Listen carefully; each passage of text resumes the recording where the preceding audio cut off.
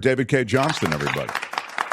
Hi, David. Hi there. Well, actually, I'm in a hotel room and I'm going to be speaking at a UN conference up at Columbia University tomorrow. I was there this morning and I'll speak tomorrow.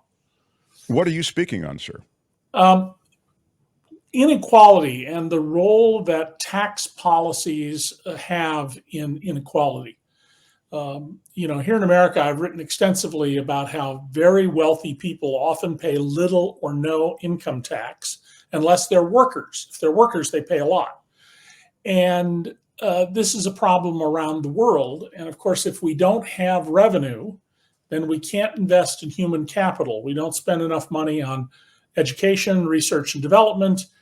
And in the long run, it makes us all worse off. And so we're going to talk about the role of journalists in getting people to understand this, because unfortunately, the reality of the world is you can say tax and people go, yeah, terrible, bad thing. In fact, a properly run tax system will make you wealthier. It will make your society wealthier. It will make you individually wealthier. And every time we let someone who's worth billions of dollars pay no taxes, while the rest of us pay, what we're really doing is we're giving that person welfare that's way out of proportion to the worst welfare queen crook you could imagine. This is a problem all around the world. It's a problem with the digital economy because people can earn money, say in the US and Europe, but claim that all they do is lose money there and then take enormous profits in a tax haven like the Cayman Islands. And so that's what this conference is about, how to address these issues. Wow. Yeah, I mean, it's just, it seems as though we've been drilling away at this stuff. I mean, you state it so sharply and clearly, but I feel as though the ownership of our government is from those very people who, we want to hold to account, or at least have them pay their fair share. And it's tough because they sort of really do own the government, isn't it, David? Well, yes. And if you think about it from the point of view of a member of Congress or a senator, the people you really beholden to are not your constituents. It's the people who donate to your campaign. I've long argued that we should limit campaign contributions to people who live within the jurisdiction being represented. Why should a person in New York, where I live, be allowed to donate to a person running for Congress in Oklahoma or California? And unfortunately, our Supreme Court has taken the view that dollars are speech, which would absolutely infuriate and astound the framers of our Constitution, who were extraordinarily concerned about corruption, not individual venality, which we will always have, but institutional corruption. They understood that that could ruin our democracy. I shared a cab one day with a New York State senator from LaGuardia Airport. This is 20 years ago, into Manhattan. And he told me, he said, every morning when I get up and I'm shaving, I look in the mirror and I think about what my 10 biggest donors want. And this state senator, by the way, is from a multi-billionaire family, so he doesn't need money. And he said, but much of what my biggest donors want wouldn't actually be good for them, and they're never going to get it. But if I don't persuade them I'm trying to get it for them, then they're going to go support somebody else. And then he took a long pause. He looked at me and he said, I don't remember ever once looking in the mirror and thinking, what can I do for my ordinary constituents today? Wow. Yeah. And I just ran into him at the public library and reminded him of the conversation, and he reiterated that I had remembered it correctly. Oh, well, it's funny. Here's something for you. Politicians from Russ. Politicians should have to wear sponsor patches on their clothing like race car drivers. I mean, really... I think that's a terrific idea. I think we should take the principle of the franking privilege. Congressmen and senators can send all the mail they want at no cost and apply it to their expense accounts. You can spend whatever you want to spend, but you have to make a complete record of it. We'll pay a clerk to follow you around because, trust me, the cost of that clerk is nothing compared to the spending. But you have to give an accounting of every meeting you have with anybody who comes to your office, including why you met with people who aren't from your jurisdiction. And you have to go into every detail, but, Mark Thompson came to see me today about a special exemption for radio and podcast and other broadcasters to not pay taxes. And in addition, you shouldn't be able to take anything from these folks, free rides in in their private jets. There was a company I wrote about in one of my books that bought a Gulfstream jet, top of the line corporate jet. And they used it about 90% of the time to fly members of the House and Senate education and other committees interested in their business, which was student loans to college students, to fly them around the country. I mean, how much clearer can it be that you're bribing these people than something like that? It's so and by the way, funny. the organization's size, the jet's value was like 25% of the value of the organization, at least based on the way they did their tax returns. In reading the Deutsche Bank stuff on Trump, and I think was it Dark Money, maybe the Jane Mayer book also about sort of this, but particularly maybe it was, what was it? Dark Towers is the thing about Deutsche Bank. Yeah, Dark Towers by David Enrich, who's the Yes. investigative editor at the New York Times business section. Right. It was just funny, David, that just because you mention it and we're talking, that thing about private air travel, it really does have an intoxicating effect on those that are being offered it. And the Deutsche Bank thing is a perfect example. I mean, they just got drunk on that lifestyle of a private plane being sent around for them all the time. Yeah. Yeah. And I actually had a member of Congress complain one time. He says, well, it's not as nice as you think. I mean, I got flown home to, I think it was Idaho, either Idaho or Montana. And he said, but we had to stop twice for him to drop off other members of Congress. Gee, how awful. You had to come down twice to drop somebody off on the way. I mean, can you imagine the indignity of it?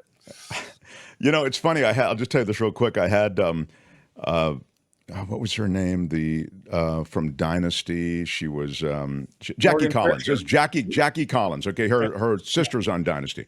So Jackie Collins, a very famous kind of romance novel writer and all this stuff, and she carries herself with a certain sense of the elite. She's lovely. She's absolutely lovely. Very British. Yes, very British and so she had a home in London, a home in New York, and a home in Beverly Hills. And I said, it seems to me like someone like yourself, how do you do it? You fly private to all of these different... And she said, please, darling, I never fly private. First of all, when you fly private, it's someone else's jet, and you have to spend the whole time chatting with them. It's awful. And then secondly, you need to, it's like a personal appearance, chat with everyone else on the plane. I fly commercial. I thought that's the greatest excuse for not flying private. She may have written trashy books, but that's a very good philosophy. It is. All right, now to the situation that just happened this morning, David. There was a leak of that Jenna Ellis deposition video in which she really outlines what was a plan on the part of the Trump administration to never leave office, okay? Please comment on that, but more to the point, what just happened is that there was a protective order that was asked for. Right. And in this Fulton County District Attorney's case, and it was an emergency motion. Can you explain this and then how, please. First, I'm going to crow just a little. In 2015, I said that if Trump gets to the White House, he will never leave voluntarily and peacefully. And this is the latest vindication that I was right about that. And I mean, there were people who said, you're crazy back then. That's ridiculous. And Bannon was asked point blank about it. He said, please, that's ridiculous. Exactly, as you say. Yeah. They denied it all the way. Yeah. So when you give what's called a proffer, an offer of here's what I'll testify to if we make a deal about my testimony, which is what Jenna Ellis has done as one of Trump's lawyers to avoid potentially 15 years in a Georgia prison. You tell the prosecutor, this is what I would testify to. And they can't use that against you when you're making this proffer, this offer. And in this proffer, she revealed lots of stunning things, only some of which we've seen, but essentially, we're not going to leave the White House no matter what, which is very damaging to Trump's case. She's entitled to a copy of that. Depending on what stage of discovery they are in, the other defendants, remember there were 19 defendants, including Trump, are entitled to copies of this. So somebody who had a copy of it, not necessarily her lawyer, gave this to the Washington Post, and snippets of it to ABC News and others. The prosecutor, Fani Willis, is alarmed about this because what this does is signal to other defendants, here's what this or that witness is going to say. When you have a criminal trial, and most civil trials as well, potential witnesses are excluded from the courtroom until they testify. And they're often excluded after they testify because you want to maintain the sanctity of the court. And it's a legal version of what we call the sanitary area at an airport. You have to go through inspection and then you are inside this safe area. And we don't want you to know on the outside what the inside. So I'm not surprised Fani Willis filed this motion. I'm kind of surprised she didn't file one prophylactically in advance, but she got a lot of things on her plate. I'm confident that the judge in this case will issue some kind of an order limiting disclosing these materials because of their potential negative impact on justice, not on anybody's innocence or guilt, on justice. And the judge should be first and foremost concerned with justice, a fair trial conducted under the right rules in which people get discovery, they get to tell their stories, and they get to do so without outside interference. Well, just as a practical matter then, David, that information or video in this case, that deposition would still be available to defense counsel, but they would have to go to the courthouse or to some designated place to see it. That is to say, well, it's possible. In the Florida case involving the national security documents, which ought to go to trial first, is the case that Trump has absolutely zero defenses for. Lots of people have gone to jail for taking a single page of a document. He took thousands of pages. The judge has agreed to the Justice Department's request that you have to go to a SCIF, a secure facility where nobody on the outside can electronically tell what you're doing inside. And one of those SCIFs is going to be at the courthouse near Mar-a-Lago, but for some documents, they're so sensitive, you're going to have to apparently drive all the way to Miami to look at them. In this matter, those documents were in a bathroom somewhere. To think. Yeah. In this case, those aren't the same kind of documents. The documents here are testimony, so there's no SCIF issue here. It's access of these documents to the public and other people. Now, let me be clear. All throughout my career, I've had people leak documents to me, grand jury transcripts, other things you're not supposed to have. If you're a journalist, there's nothing wrong with receiving these. Supreme Court's been crystal clear. And if you say to somebody, well, give me that document, now you're in trouble. But if somebody calls you up and says, gee, I got this video, you want to see it, the only condition is you can't tell anybody where you got it. And if you're willing, if necessary, to go to jail to protect that, you can have it. So the issue here is the court imposing on the officers of the court an obligation to not release these things. And so nobody did anything wrong in releasing it now because there was no order against it. In the same way that, well, Trump has a gag order in New York not to mention or refer to, and his lawyers not to mention or refer to the court staff or witnesses. There is no federal order at the moment because the one in the Washington, D.C. prosecution, the January 6th effort to overthrow the government, that's been stayed pending appeal. So I just heard on the TV here in my hotel room that apparently there's a document of some kind out on the internet where Trump either said or is quoted as saying from someone reliable that some kind of harmful action should be taken against the judge and another person. That's the kind of thing for which you absolutely have orders issued that you can't disseminate information. And yet they stayed that order. So for the moment, it's on appeal for the moment. I'd be very surprised if it is not continued and perhaps even strengthened. Even mob bosses do not go around threatening judges and witnesses. If a mob boss wants a witness gotten rid of, he'll have him offed. But he doesn't go around saying, I'm going to whack you. They just do it. And in this case, taxpayers are spending a fortune on security for the judges and the prosecutors. And in some cases, their children. Their children can't go to school without a police escort because of Donald Trump's telling his audience, go commit violence on my behalf.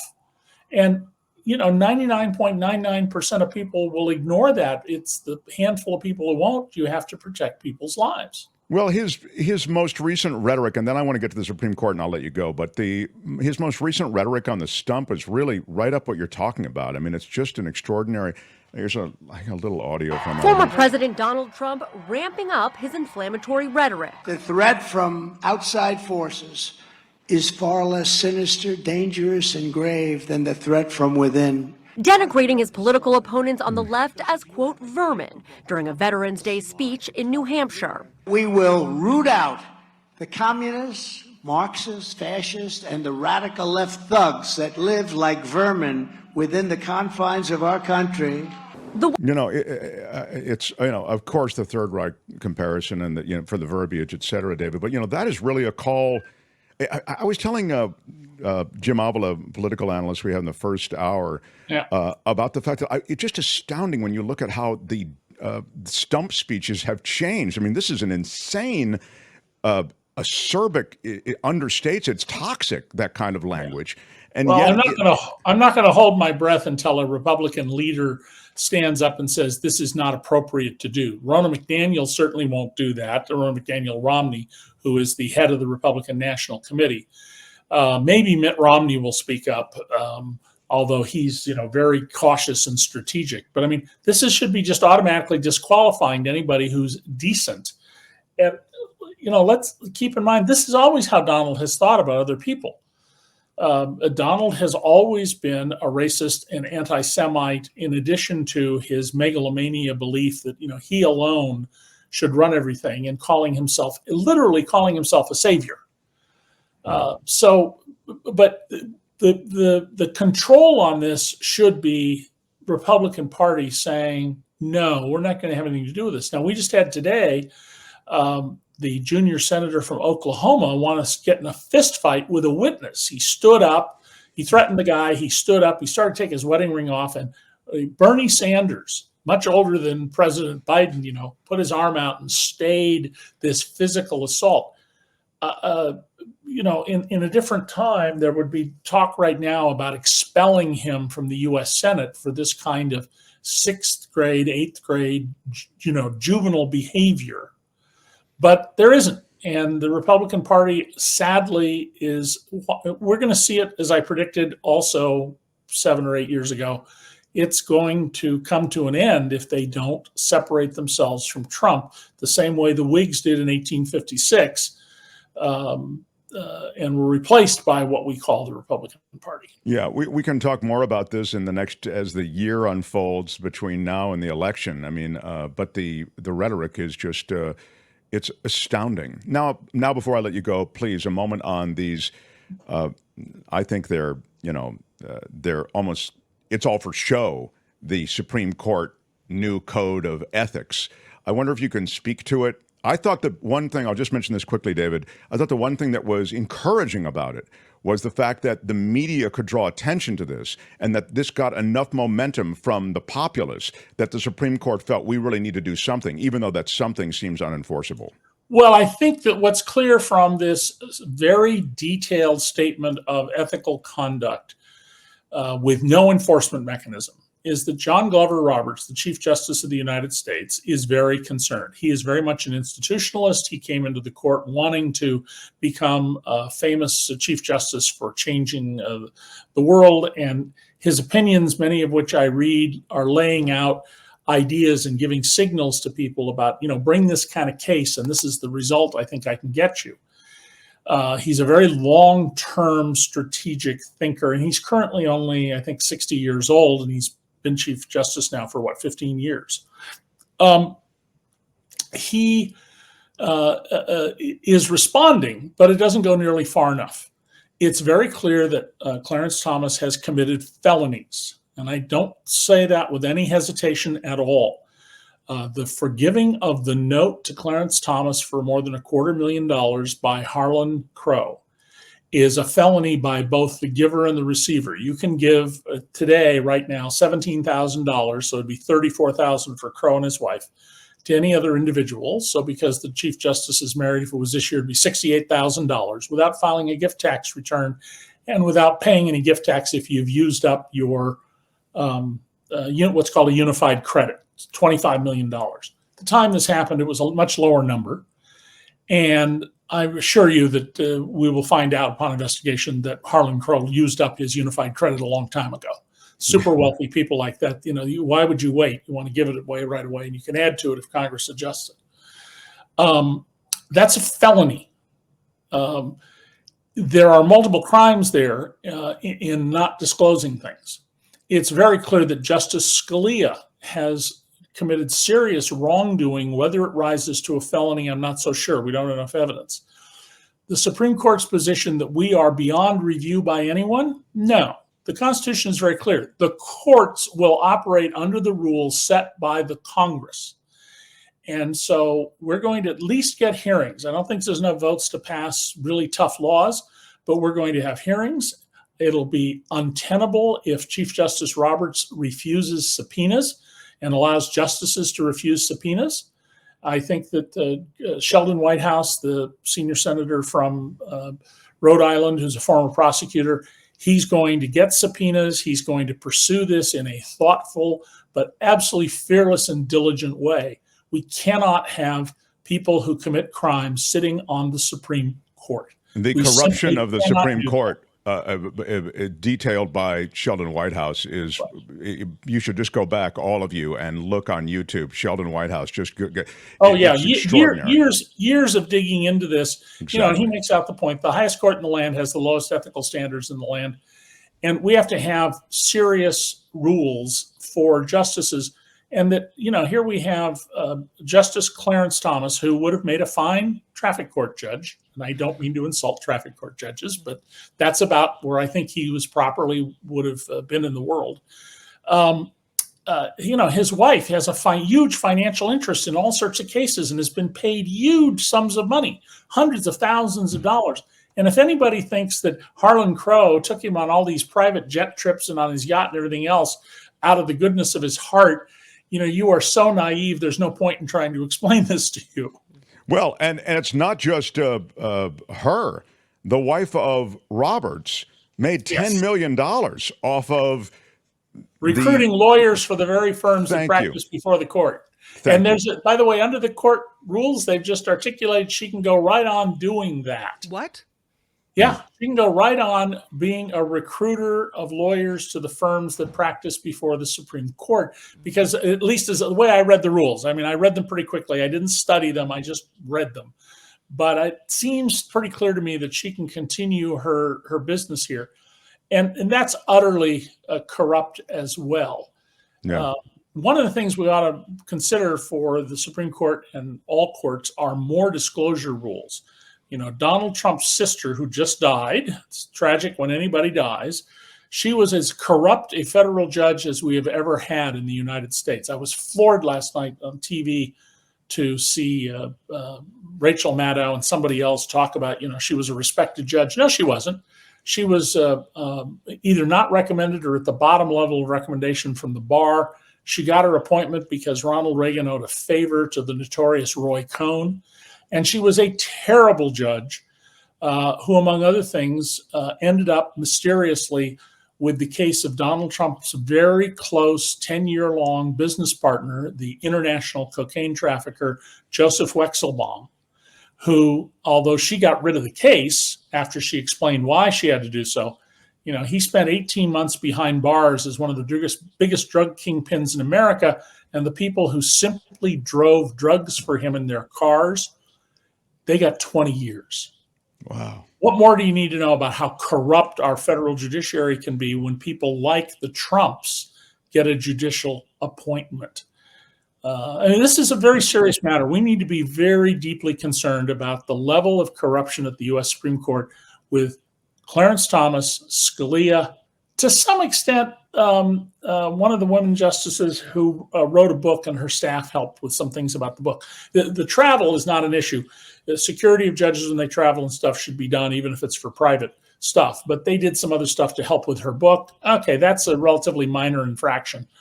And then Justice Roberts' wife making a minimum of $10 million recruiting lawyers to the very firms that practice before the Supreme Court. Insane. It's insane. This Kim, is- you want to say, got to say goodbye to Dave, but you have something real quick? Just a quick question. You said that Clarence Thomas, it appears to you, has committed a felony. Yeah. And made me think, okay, if that's true, can you charge a sitting Supreme Court justice with a felony? And if a Supreme Court justice is found guilty of a felony, do they have to then leave the bench? What happens? How does that play out? Okay, so he may escape prosecution because the statute of limitations is run unless there is an ongoing conspiracy to further the crime. In all likelihood, this is not going to be prosecuted, though, because of the statute of limitations issue. Civilly, there is no statute of limitations on fraud against the tax system, but criminally, we do have limits. Secondly, yeah, we can arrest a Supreme Court justice. We can put him in handcuffs and perp walk him if we want to. And if we were a nation where we treat everybody equally, we'd probably see something like that, but we're not going to as a practical matter. And once arrested, I think that it would be incumbent upon any member of the Supreme Court to resign. We've had judges arrested in various cases around the country who have resigned. We had the judge who called himself the Emperor of Corpus Christi, who hired only women who were having fights with their ex-husbands over child support and custody of their children. And then as a condition of keeping their jobs, which they were required to do in their divorce proceedings, they had to service him sexually anytime he wanted. And he was prosecuted only when they were at the very step of they're going to take away his pension as he's going off to prison. Did he then confess to the crimes and sign paperwork that allowed his wife to continue to collect his pension? Oh, my God. Yeah, and he's not, trust me, he's not the worst example out there of crooked federal judges. Well, the wife deserves the pension if he's rolling around with everybody who's got a case before. I know I can't really get to it. What's David's view of the? I don't know anything about the APEC conference. Yeah, so that's in San Francisco. Thank outside you. of my So will. I got to wrap this up. Will. Yeah, David, love talking to you. Enjoy your stay there and your significant address there. And so it's the UN. You're saying it's the United UN Nations Sustainable Development Conference. Joe Stiglitz, the Nobel Prize-winning economist who teaches at Columbia, and his wife Anya Schifrin, who is also a leading professor. They were the key people in organizing this a year ago. I'm speaking with Drew Sullivan, who runs the Organized Crime Reporting Bureau out of Serbia. His is a worldwide operation. We're going to talk about what journalists can and should be doing to make people understand the role of government and taxes in creating, worsening, and perpetrating or reversing extreme inequality. Not the inequality you expect from the market. You know, somebody says, I want to be a doctor, and somebody else says, I want to be a janitor. We expect that kind of inequality. This is inequality that grows out of government policies, particularly those that either let very rich people pay little to no taxes, whether legally or criminally by failing to enforce the law, or that oppress people further down the income chain through government policies. For example, as we had for the last 50 years, the decimation of unions in the US. And you can make a chart showing a density of union membership in private corporations and wages. And they track almost perfectly, because when about 37% of American workers belonged to unions in 1973, 80% of workers benefited. And so it's just government policies. The rising tide raises all boats type thing. Yeah. Well, it should, but we've seen that there are cases where the rising tide, all the dinghies are tied by government to the post, so they sink and the yachts rise. Well done. David is the co-founder of DCReport.org and, of course, the Pulitzer Prize. It's so great to talk to you. David, enjoy your time. We'll talk to you next week. Thank you. Talk to you next week. David K. Johnston. Hi, it's Mark, and I thought that was great. Hit the notification bell. You'll know whenever there's a new video being dropped, and please subscribe to our channel to help us save the universe.